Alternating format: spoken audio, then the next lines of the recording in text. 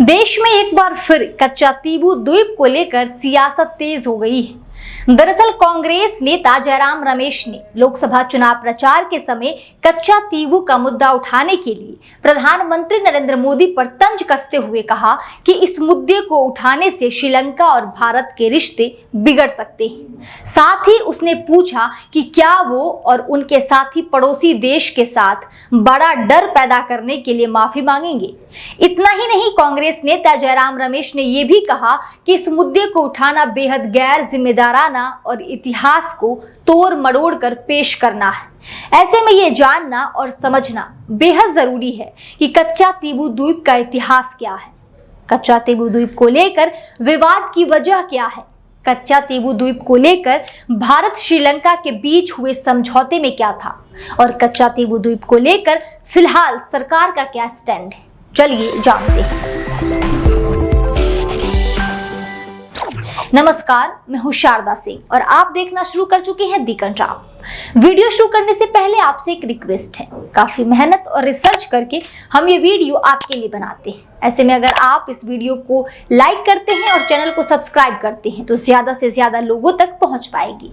इसके अलावा स्क्रीन पर दिख रहे इस UPI नंबर पर जितनी संभव हो उतनी संभव मदद जरूर करें ताकि हम बिना रुके अपनी कवरेज जारी रख सकें। अब एक नजर डालते हैं कच्चातीबू द्वीप के इतिहास पर और इसे लेकर क्या विवाद है, इसे भी गहराई से जानेंगे। दरअसल कच्चातीबू द्वीप श्रीलंका में नेदुनथीबू और भारत में रामेश्वर के बीच स्थित है, जो तकरीबन 285 एकड़ में फैला है और ऐसा माना जाता है कि 14वीं शताब्दी में हुए एक ज्वालामुखी विस्फोट के बाद ये द्वीप बना। शुरुआती दौर में इस पर श्रीलंका के जाफना साम्राज्य का नियंत्रण हुआ करता था। हालांकि 17वीं शताब्दी तक आते आते इसका कंट्रोल राजा रामनंद के हाथों में चला गया।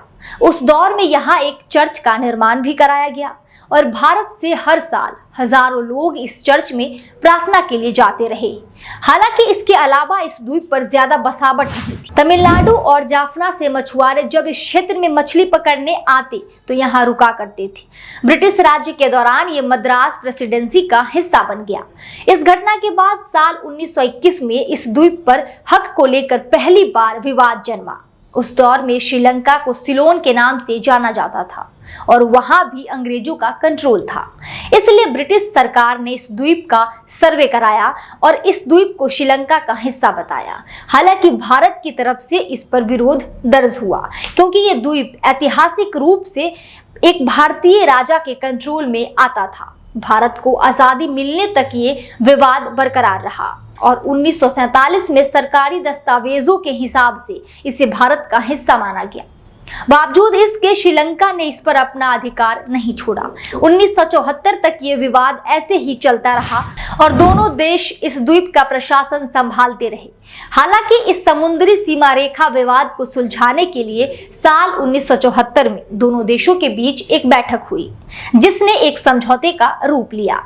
ये समझौता दो हिस्सों में हुआ। पहला 26 जून को कोलंबो में और दूसरा 28 जून को दिल्ली में।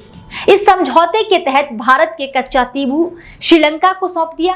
हालांकि इस समझौते में यह भी निहित था कि भारतीय मछुआरे इस द्वीप पर जा सकेंगे, लेकिन क्या वे लोग मछली पकड़ने के काम कर सकेंगे, इसका इस समझौते में साफ साफ उल्लेख नहीं था। लिहाजा श्रीलंका सरकार ने माना कि भारतीय मछुआरे केवल जाल सुखाने और आराम करने जैसी गतिविधियों के लिए इस द्वीप का इस्तेमाल कर सकेंगे। इसके अलावा भारतीयों को इस द्वीप पर बने चर्च में भी बिना वीजा जाने की इजाजत थी। हालांकि इस समझौते के बाद भी उस द्वीप को लेकर तमिलनाडु में विवाद बरकरार रहा। तमिलनाडु के तत्कालीन मुख्यमंत्री M करुणानिधि ने तब की इंदिरा गांधी सरकार पर यह आरोप लगाया कि तमिलनाडु विधानसभा से सलाह किए बिना यह द्वीप श्रीलंका को दिया गया, जिसके बाद भी यह विवाद चलता रहा। साल 1991 में श्रीलंका गृह युद्ध में भारत के दखल के बाद कच्चातीबू को दोबारा वापस लेने की मांग उठी, जिसके बाद साल 2003 में श्रीलंका सरकार ने प्रस्ताव दिया कि वो भारतीय मछुआरों को मछली पकड़ने के लिए और अधिक लाइसेंस देने पर विचार कर रहा है, लेकिन तब तमिलनाडु सरकार और केंद्र सरकार ने इस पर कोई ध्यान नहीं दिया। साल 2009 में लिट्टे का खात्मा होते ही इस मुद्दे ने तूल पकड़ना शुरू किया। श्रीलंका की नौसेना ने इस इलाके में सुरक्षा बढ़ा दी, जिसके चलते भारतीय मछुआरे जैसे ही इस इलाके में जाते उन्हें गिरफ्तार कर लिया जाता।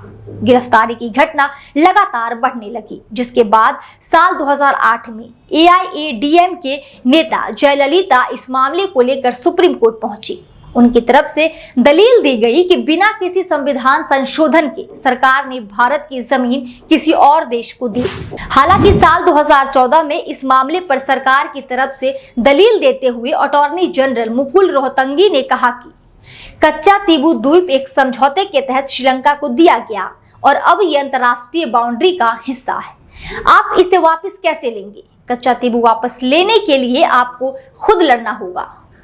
इस घटना के एक साल बाद साल 2015 में श्रीलंका के तत्कालीन प्रधानमंत्री रानिल विक्रमसिंघे ने एक बयान दिया, जिसमें उन्होंने कहा कि अगर भारतीय मछुआरे इस इलाके में आएंगे तो उन्हें गोली मार दी जाएगी।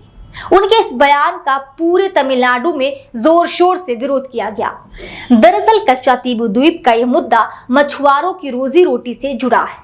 ऐसे में तमिलनाडु की राजनीति में हमेशा से ही चर्चा का विषय रहा है। इस लोकसभा चुनाव के दौरान भी पीएम मोदी ने इसे चुनाव का मुद्दा बनाया था, जिसके बाद कांग्रेस पार्टी ने उनकी काफी निंदा भी की थी। ऐसे में अब देखना है कि क्या मोदी सरकार इस मुद्दे को सुलझा पाएगी या फिर इसे लेकर वो बस राजनीति की रोटियां सेकेंगी। ये एक बड़ा सवाल है। इस खबर पर आपकी क्या राय है? कमेंट सेक्शन में हमें जरूर बताएं।